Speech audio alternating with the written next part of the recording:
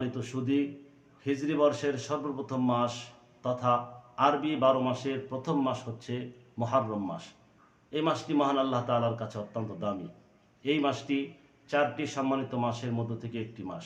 এছাড়া হাদিসের ভাষায় এই মাসকে শাহরুল্লাহ এবং আফদলুল আশহুর, মহান আল্লাহ তাআলার মাস, মাহে রমজানের পরে শ্রেষ্ঠ মাস বলে উল্লেখ করেছেন। রাসূলুল্লাহ সাল্লাল্লাহু আলাইহি ওয়াসাল্লাম ইরশাদ করেন, আফদলুল আশহুরি শাহরুল্লাহ আল্লাযী তাদউনাহুল মুহররম। মাহে রমজানের পরে মাসসমূহের মধ্যে শ্রেষ্ঠ মাস হচ্ছে আল্লাহর মাস, যে মাসকে তোমরা মুহররম মাস বলে ডাকো।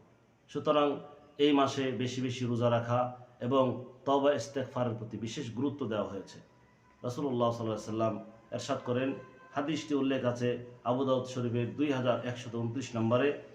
রাসূলুল্লাহ সাল্লাল্লাহু আলাইহি ওয়াসাল্লাম ইরশাদ করেন, আফদালুস সিয়াম বা'দা রমাদান শাহরুল্লাহিল মুহররম। মাহে রমজানের পরে সর্বশ্রেষ্ঠ রোজা হচ্ছে আল্লাহর মাস মুহররম মাসের রোজা রাখা।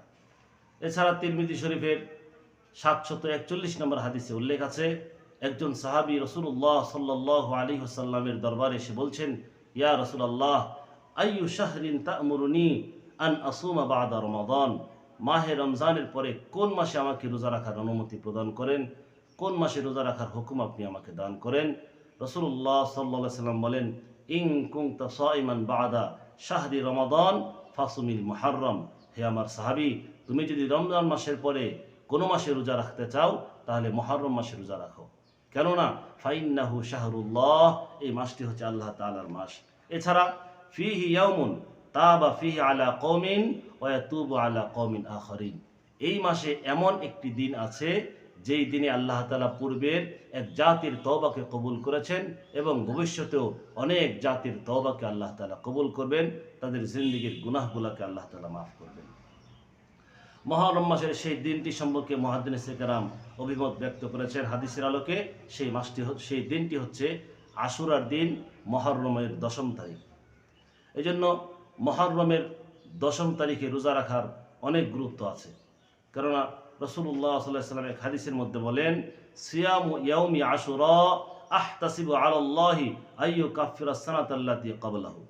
হাদিসটি উল্লেখ আছে ইবনে মাজার 1738 নম্বর হাদিস।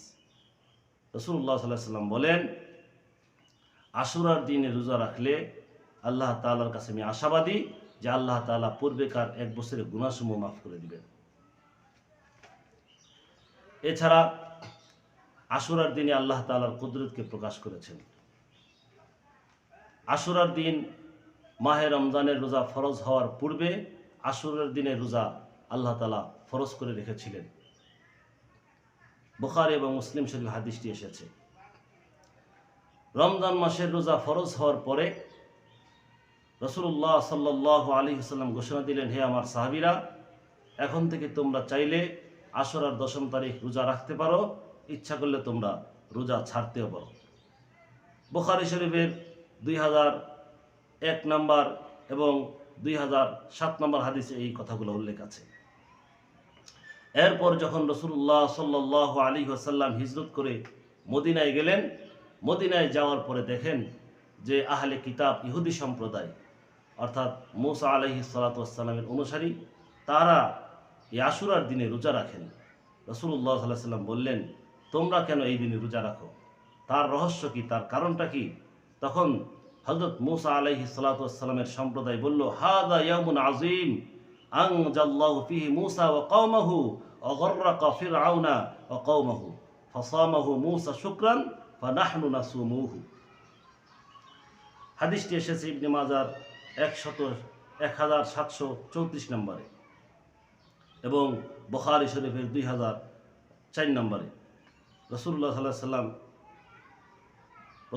আলাইহি ওয়াসাল্লামের প্রশ্নের উত্তরে ইহুদি সম্প্রদায় তারা বলতেছে, এটা এমন একটা মহান দিন যেই দিনে আল্লাহ তাআলা মূসা আলাইহিস সালাম এবং তার সম্প্রদায়কে ফেরাউন কর্তৃক নির্যাতন থেকে, কবল থেকে আল্লাহ তাআলা মুক্ত দান করেছিলেন এবং সেই দিনেই ফেরাউন এবং তার সম্প্রদায়কে নীল দরিয়ায় নিমজ্জিত করে শাস্তিতে মেরেছেন। এই জন্য হযরত মূসা আলাইহিস সালাতু ওয়াস সালাম এই দিনে আল্লাহ পাকের শুকরিয়া স্বরূপ রোজা রাখতেন। আমরাও আল্লাহ তাআলার শুকরিয়া স্বরূপ রোজা রাখি। রাসূলুল্লাহ সাল্লাল্লাহু আলাইহি ওয়াসাল্লাম তখন বললেন, ফানাহনু আহাক্কু ওয়া আউলা বিমূসা মিনকুম, আমরা তো তোমাদের চাইতে এই বিষয়ে বেশি হকদার। তারপরে আল্লাহ নবী সাল্লাল্লাহু আলাইহি ওয়াসাল্লাম বললেন, হে আমার সাহাবীরা, তোমরা এই দিনে রোজা রাখবে। রাসূলুল্লাহ সাল্লাল্লাহু আলাইহি ওয়াসাল্লাম নিজেও রোজা রেখেছেন এবং সাহাবায়ে কেরামদেরকেও ঐচ্ছিক স্বরূপ রোজা রাখতে বলেছেন। সেই সাথে এই কথাও বলেছেন, সুমু আশুরা ওয়া খালিফু ফীহি আল-ইয়াহুদ, সুমু ক্বাবলাহু ইয়াওমান আও বা'দাহু ইয়াওমান। আল্লাহ নবী সাল্লাল্লাহু আলাইহি ওয়াসাল্লাম বলেন, হে আমার সাহাবীরা, তোমরা আশুরার দিনে রোজা রাখবে এবং এই ইহুদি সম্প্রদায়, এই অভিশপ্ত সম্প্রদায়দের খেলাফ স্বরূপ, তাদের বৈপরীত্য স্বরূপ তোমরা তার আগের দিন এবং অথবা তার পরের দিন একটা রোজা রাখবে। অর্থাৎ মুহররম মাসের 10 দিন, 10ম তারিখ, সেই সাথে 9 তারিখ অথবা 11 তারিখ একটা রোজা রাখবে।